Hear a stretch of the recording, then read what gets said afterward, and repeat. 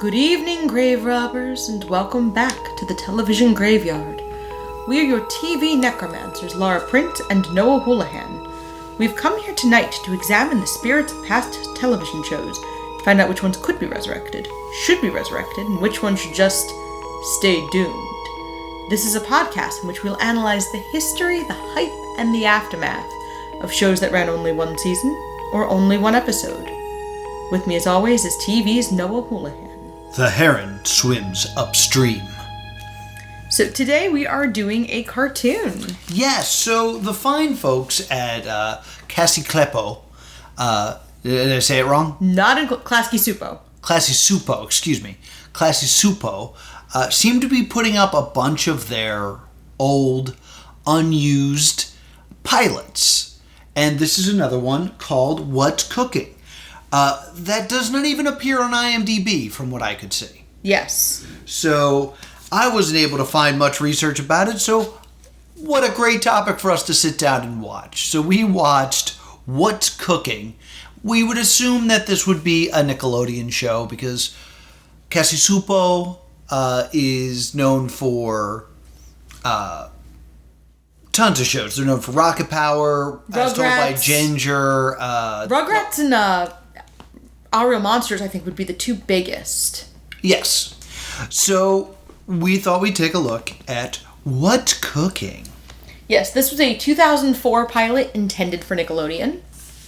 Your standard Nickelodeon pilot, which means it is one half of what would be a half an hour episode. It is one cartoon. It is one cartoon, so it's like roughly 12 minutes. Yeah, so this is the kind of thing you would have seen ahead of a feature film when Nickelodeon was putting feature films out. Yeah, that was a good way for them to launch their cartoons. That's how they launched Hey Arnold. Yes, Hey Arnold aired 24 Hours to Live ahead of Harriet the Spy. Yes, indeed. So, that's kind of how I would have expected. That's how they were debuting a lot of them in the early 2000s. So. Yes. So this takes place in a real city. It takes place in New York City. Yes. Which, this is the first time that I can think of a Nickelodeon show taking place in a real-world location. Because I don't think there's like a Bluffington. No, I mean, Doug certainly doesn't. I know there's been a lot of debate as to where, I think it's Hillwood City? Is that what Hey Arnold is? Yes. And then some of them are just in fanciful places. Yes. Like, obviously, Our Real Monsters. Yeah, to the dump. And the Rugrats, I believe, are just, like, generic suburb. Yeah, they're not a specific place. I think maybe you could argue that it is Earth 1 or whatever, because I believe Reptar does smash the Empire State Building in something, but... I mean, New York exists in the Rugrats, but they do not live in New York. Right. Yeah, as told by Ginger, is also in... A lot of them are based on real places, but they're not really... They're fictionalized versions of real places. New York is one of those cities that it's very easy to fictionalize. Yes. Because unless you're from New York, you generally have a pretty shallow understanding of New York. They do kind of portray New York as an island. They show it like surrounded by water. Yes. Which, you know, there's the Hudson. Yep. Yeah, the Hudson that separates... Does the river have a name? Yes. I shall be Hudson too. That separates New Jersey and New York City. But it is not an island like it looks in these Manhattan's drawings. an island. Yeah, I guess Manhattan's an island, so maybe this is meant to just be Manhattan. I think Long Island is also an island. Yeah, I think. So I think... but it does a perfectly round island with nothing close to it. Yeah. Which is not accurate. And we get this interesting voiceover. Of David, who is our protagonist. Saying, New York City, one of the biggest cities in the world. I really didn't want to leave my friends in Chicago. But then Mom and I moved in with my grandparents who live above their deli. It sounded like a drag, but then I discovered my grandparents were actually secret agents. And they made me a spy too. Oh yeah, don't tell my mom. Yeah. So immediately, insane premise. And what bothers me most about it is the line, "Don't tell my mom." Because that would imply that his grandparents are secret agents, kept the secret from their child, his mom, and jumped over that generation to the grandchild. And also, we don't get a lot of the familiarity with the dynamics. Yeah. I don't believe we know where his father is. No, I don't think his father's mentioned at all. He said he didn't want to move from Chicago to New York, which to me sort of implies maybe a divorce. Yeah. I'm not really sure. It did bother me because I was like, are they his parent? Are they her parents? It's definitely odd to set up a mother character like that and never show her. Yeah, we never see. Because, like, there's a good comedy bit in, like, the child and the grandparents hiding that they're secret agents, getting away with it, and the mom being like, "I don't know what you guys get up to," and then being like, "Shh." That's, like, classic tropes. Yeah. So it was a little strange for it just not to happen. So they work in the deli that Mo and Hannah, who are the grandparents, own. Yes. And we get this little establishing moment of a man trying to scam free food from the deli. Yes, because he found a fly in his food, and if you find a fly in your food, you get your money back, no questions asked. And then the David says, "Oh, must be a lucky day, Mr. Skaminky. We have a slogan at our deli, find a fly, food is free, and don't ask why." Mr. Skamanky, isn't this the same fly you found in our free pastrami sandwich last week? No, today I'm putting a different fly. So, just establishing these quirky characters, establishing that the grandfather is very giving, very accepting of just like, "Oh, you need free food? Sure." that little establishing moment before the neon sign starts to glow, and like just the O glows, and that's how they can tell that they're being summoned by the chief. Well, before they get summoned by the chief, they do establish that it is the anniversary of their first date. Yes, and they always go out for pizza. Because that is the meal that they ate on their first date. Something that I can kind of get behind as a tradition. Yeah. Because we used to go to Red Lobster to celebrate. Because I love endless shrimp. Yes, and I think you are one of the reasons they no longer do endless shrimp. No, it's only worth it to get endless shrimp if you can get them to a quarter a shrimp. If you don't eat enough that it's not a quarter a shrimp, you're not doing your due diligence and you're not getting a deal.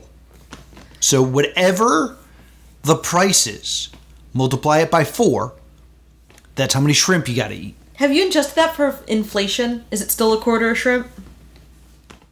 Yeah. You still want it to be a quarter a shrimp. You're not like, okay, maybe 3 for $1. No, you want it to be a quarter a shrimp? What do you mean 3 for $1? Do you have a 33 and a third piece coin? No. You want it to be a quarter a shrimp. The way you adjust for inflation is the price goes up, you eat 4 more shrimp. That's how you adjust. You were not successful at getting it to a quarter a shrimp, if I recall. I 100% was. I've never not gotten it to a quarter a shrimp. How dare you? How dare. Anyway. So anyway, we're not welcome back at the Red Lobster, in case you're curious. No. It's the reason Red Lobster's going out of business. You really embarrassed me at the Red Lobster, Andre. That reference is for no one. That reference is so old. I'm not going to explain it. If you know what it means, leave it in the comments. But... So they get summoned. Me. They get summoned. Noah does this all the time, but that one was for me. My kid is dead, Archie. It's going to be one of these, huh? It's gonna be one of these podcasts. We don't even have the pouring one out to hide behind anymore. No. Sometimes it's just like this. So they get summoned, and the kid David answers like a sausage that's ringing. Yeah, it's a sausage phone. And uses the code phrase. Go ahead, David. You take this one. What's cooking? The herring swims upstream. To announce that they've gotten the message and that the date will have to wait because duty calls. We then have this bit where, like, despite the fact that they are super spies, they're still old people, so of course they can't drive. Yes, he drives really, really slow. Yeah, it's like, watch the road, Grandpa.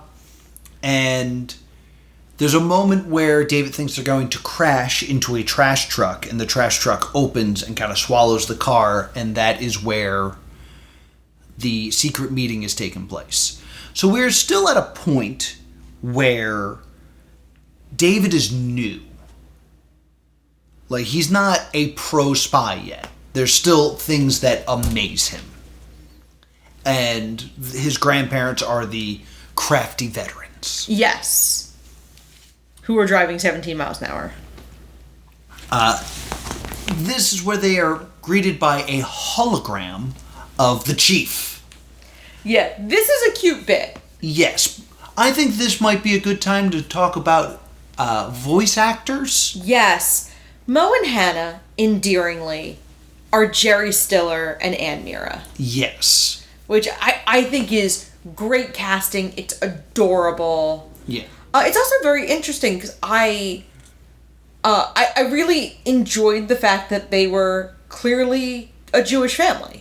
Yes, I thought that was interesting as well, because the only other Jewish representation I can think of are the grandparents from Rugrats. Yes. There's an entire generation of non-Jewish children who learned about Passover from the Rugrats. From the Rugrats, yes. I would assume Jewish children probably learned it in their families. Yeah, I would imagine.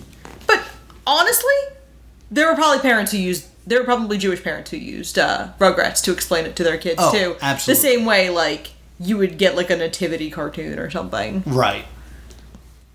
So, once they are inside, the chief is there, and the chief is William H. Macy. Yes. And he explains that he is using television waves to communicate through this hologram, so there might be interference. And the top half of him suddenly turns into a clown. Yes. So this would imply that some other TV station is showing something with a clown, and it's getting superimposed off of the hologram. And David giggles about the red nose. Would also imply that this super secret spy agency is being broadcast on a television somewhere. Just saying. One of those channels you don't watch. Yeah. That had the juggling clown. Yeah, I'm not watching that channel. Also, something super weird happens here. Okay. And I'm not sure if you caught it, but he explains basically what the plot of the episode's going to be. There is a massive cheese shortage. Yes. Because all of the cheese is in one mozzarella wheel. Yes. And all the cheese is missing. They go back and forth saying mozzarella and cheddar throughout this entire episode. Yeah, and there's also, this is the biggest plot hole in the show.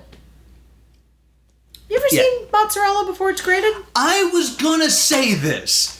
There's not wheels of mozzarella, right? No, they tend to be balls. Right. A wheel is like a harder, like, mozzarella tends to be a pretty soft cheese.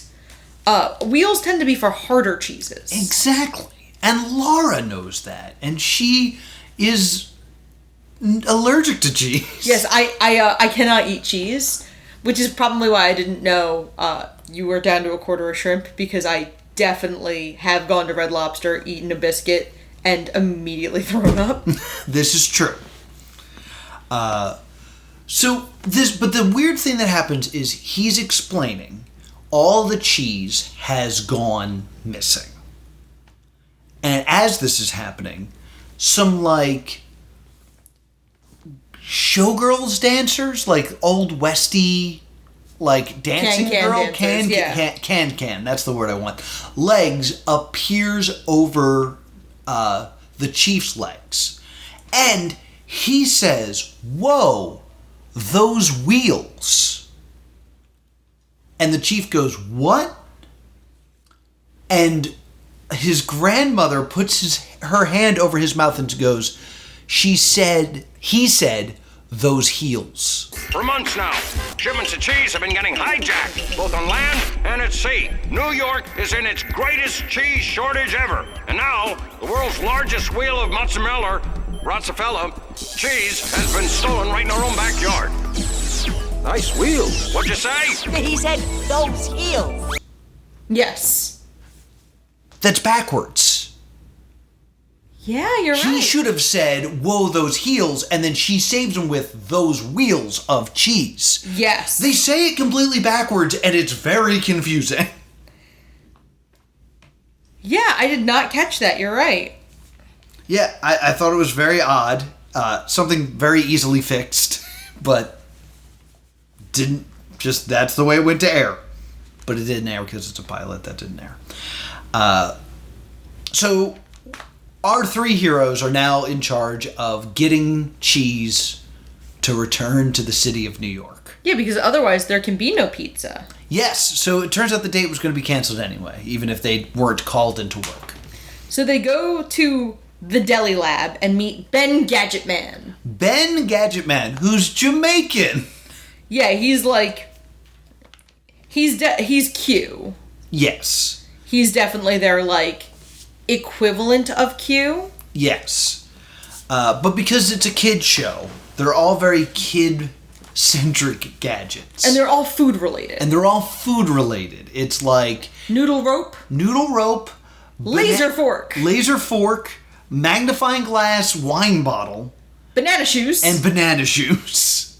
My note here is, this is charming. Yeah. It's very cute. Mm-hmm. So they are at the Astroland amusement park because apparently they need to find the rats. Yes. They basically immediately figure out who would steal cheese because there is a rat-based villain that they commonly come across. Because, like, I'm guessing like a Rescue Rangers or like a Darkwing Duck, they're going to have some sort of, like, canon of villains. And this is one of them who is very rat-like. So they're just like, let's assume it's Rat Guy, because rats love cheese. Is that still a trope today? That mice like cheese? Because I remember having the discussion with you of, like, is fighting like cats and dogs still a thing? Because cartoons taught us that they hate each other, but YouTube has taught me that sometimes they're real cute together. I don't know, because the only like real Mickey Mouse is still relevant, but Mickey Mouse does not really like do the whole cheese trope. Yeah, it doesn't really like cheese, like not like to go back to Rescue Rangers, not like how Monterey Jack lost his mind when he smelled cheese. Yeah, or you know, Tom and Jerry, how like the mousetrap was always baited with cheese. I think, honestly, that we might be losing the trope that mice like cheese because we're not using those mousetraps anymore. No. Like we have actually built a better mousetrap that is less violent and gross that you don't bait with cheese. So I'm like, if you're a Gen Z, Gen Alpha, is that a common trope in fiction these days? Is, you know, mice, they love cheese. Narf. I also wanted to bring up the fact that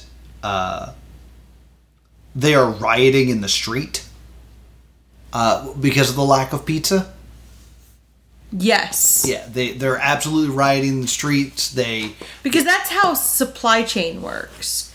Is this one wheel of cheese is why no one has pizza cheese. No one ordered enough for today yesterday. No. Everyone ran out of cheese at the same time. Everyone's losing their minds. Because one day without pizza. Whew. I would love B-roll of just the equivalent of me in the background, just going about her day. There's just a cheese shortage, and I'm just like, Hadn't noticed. It's like me and like the lactose intolerant folk being like, so how are you doing? How are you doing? We can still eat pizza. Oh my god, look, we can eat all the pizzas. Yeah, they made all the pizzas for us today. The vegans are happy because there's still vegan cheese. Yeah. So, they go to the secret hideout of this rat character, and they very quickly break down into just having fight. They has fight. They use, like, sausage nunchucks. And at this point, they're kosher wieners. Excuse me, kosher wieners. I say this because David also corrects the goon who's fighting him. You gonna fight me with hot dogs? No, kosher wieners. Yeah, we are in the heyday of Nickelodeon at this point, where the funniest thing in the world are words like wiener and cheese. I mean, yeah. There's also a cute little bit where they're climbing the wall, and Mo and Hannah complain that it's harder than it used to be. Yeah. Because they're getting old. So I have in my notes that they have a fight, there are lots of colors and cuts, we're moving at a breakneck pace. I have a note that Hannah's weapon of choice is a skillet, so I have frying pans. Who knew, right? Who knew? They dispatch the goons and take out the big bad. Yes, this is like 2 minutes. Like, we think this guy's the bad guy, we've found the guy, we've beaten up his goons, we've arrested him, is about 2 minutes of show. Yep. But Ratman has a plan. You see, he's hidden the wheel in the Ferris wheel, which is several bars and mostly open space. Yeah. That's his hiding space. And we don't know exactly when it is, but I would think you would smell that. Yeah. In the sun, yeah. So, just to be evil, he releases the wheel of cheese from the Ferris wheel, and it starts plummeting towards the city. This leads to our epic car chase scene, where David is using his slipping banana shoes to kind of rocket skate a la Jupiter Ascending. Yes. His way to town. Meanwhile, his grandfather has commandeered a tomato truck. And his grandmother has somehow commandeered a helicopter. In a scene I would have liked to have seen. Yeah, I would have loved to have seen her steal a helicopter, but she's just like, I have a helicopter now. So they're doing their best to attempt to stop this cheese. Yes. While protests still going wild in the streets. People have signs that say, I heart New York, with New York crossed out and replaced with pizza. Very funny stuff. And they're trying to figure out how they're going to stop this cheese. This leads to a car accident of sort, where they run into, like, yeast. There's a flour truck. A flour truck, yes. The tomato truck and the flour truck crash into each other. The flour falls into, like, a fountain. Yeah. Because my next note is, girl, that crust is made with fountain water. The truck of tomatoes crashes. All the tomatoes fly up into the helicopter. Into the propellers of the helicopter. And then David uses his magnifying glass wine bottle to shoot the fork laser through it to heat up the cheese so it melts. They all collide into the fountain, and all of a sudden they've created a giant pizza. And I am delighted. I am horrified because I'm like, no, that's made with fountain water. Geese pooping that. Also, it's cheese on it, so you don't have to have any, okay? And then, girl, there is a man kneeling on that pizza. I'd like to say this is me being an adult and looking at it through adult eyes, but I do remember what I was like when I was 8. Yeah. And these would be the same notes. I'd be like, absolutely. Ew, that's fountain water. It's outside. It's dirty. So with the cheese melted into one giant pizza, everyone gets a slice, the riots end, his grandparents eat a slice of pizza like they did on their first date, and it's a job well done. And it's a happy ending for everyone. Yeah. Delightful. So that was the show. It was very cute. It's very fun. I was a little bit turned off by like the fight scene because I was like, we're moving way too fast. But everything came together very nicely into like becoming a pizza. With my adult eyes, I was kind of like, oh, are they going to make a pizza? But to a child, that would have been delightful. That would have been mind-blowing. Just like, oh, and then at the end, it's a pizza. I really enjoyed it. I think my biggest problem with this show is the title. I think What's Cooking is not a great title for this show. Yeah, What's Cooking is not... It doesn't tell you enough. Yeah, so it's going to be cooking-based spy gadgets throughout, I guess. Like, there will always be a food-based crime that they will have to solve with that title. And their gadgets will always be somehow food-related. Which is cute. It's cute, but, like, What's Cooking doesn't really get across the idea of what the show is. It needs, like, Agent Chef or, you know, 00 Kitchen. 00 Kitchen! That's so cute. Yeah, something like that. Wacky Deli. Oh, wait. Wacky Deli! Have you seen Wacky Deli? Literally one of my favorite jokes of all time is Wacky Deli. I think about that joke constantly. It's storming here, in case you're curious. It's storming here, in case you don't know. But yeah, it's from Rocko's Modern Life. It's one of my favorite jokes of all time. In any case, do you have anything else to add about this show? No, there really isn't much out there about it. It just never made its series. Yeah, I think this is a really fun show. I could totally see this getting some sort of like treatment of like, you gotta have some sort of healthy eating message in this. And maybe that being an avenue it would have gone down. 2004, right? Was when this was created. That makes sense. It was a lot of fun. I think there's tons of potential. They didn't even touch on the whole mom side of things.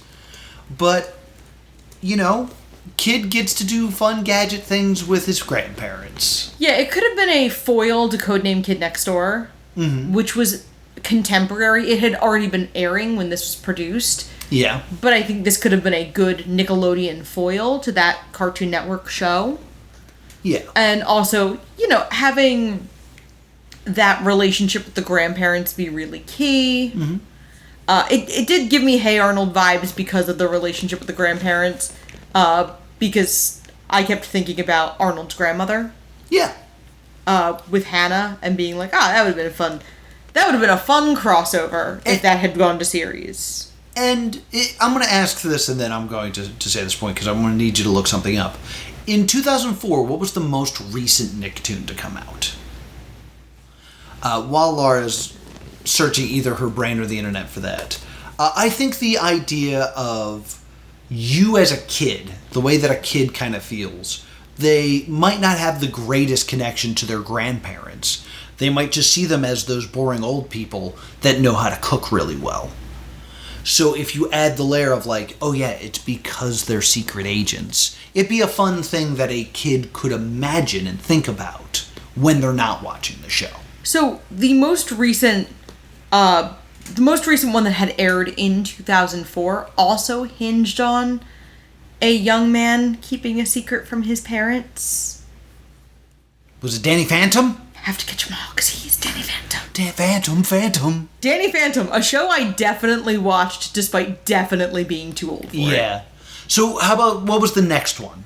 Right before that? No, right after that. The next one would be Avatar the next year. Avatar? All right, so Avatar was probably in production. I'm trying to think, like, if this was a pilot in 2004, it wouldn't have become a series until 2005, 2006. Which means the X's got So they probably went with instead. the X's instead. Okay, that makes sense. The X's, which themselves only ran one season. Oh, yes, this has come up a few times. Yes, unfortunately, it did run a cartoon season. Yeah, so it's like, what, 40 episodes? 38. Yeah, that's like 40. That's very similar to 40. Yep. So we will never do it. No, Just cartoons tend to be very repetitive, and to watch the whole cartoon would be about 10 hours, and we would be struggling to get an hour of content out of it. Yeah, it's because cartoons do tend to be very repetitive. Yes, I remember Nightmare Ned. I wish I didn't. But that's going to do it for us here at Stay Doomed Studios. Next week, we're going to try to watch Police Squad. Yep. We're going to make the valiant effort to watch Police Squad. We'll see if we're able to do it. Will we be able to do it? The only way to find out is, well, there's actually a bunch of ways. You can join us in our Discord where we're going to be talking about it. You can find that in the links down below.